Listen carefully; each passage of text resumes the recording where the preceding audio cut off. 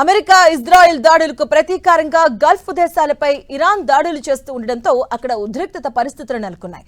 ఈ క్రమంలో యుఏఈ అధ్యక్షుడు షేక్ మహమ్మద్ బిన్ జాయద్తో ప్రధాని మోదీ ఫోన్లో సంభాషించారు. పశ్చిమాసియాలో నెలకొన్న పరిస్థితులపై చర్చించారు. ఈ మేరకు ప్రధాని మోదీ ఎక్స్లో పోస్ట్ చేశారు. పశ్చిమాసియాలో ప్రస్తుత పరిస్థితులపై చర్చించామని తెలిపిన మోదీ యుఏఈపై జరిగిన అన్ని రకాల దాడులను భారత్ మరోసారి ఖండిస్తుందన్నారు. దాడులతో ప్రాణ నష్టంతో పాటు మౌలిక సదుపాయాలు దెబ్బతిన్నాయని చెప్పారు. హర్మూజ్ జలసంధి మార్గంలో నౌకలు సురక్షితంగా స్వేచ్ఛగా వెళ్లేలా చూడాల్సి ఉందంటూ రెండు దేశాలు అభిప్రాయపడ్డాయి. ఈ ప్రాంతంలో శాంతి, భద్రత, స్థిరత్వాన్ని పునరుద్ధరించేందుకు ఇరువురం కలిసి పనిచేస్తామని ప్రధాని మోదీ పేర్కొన్నారు.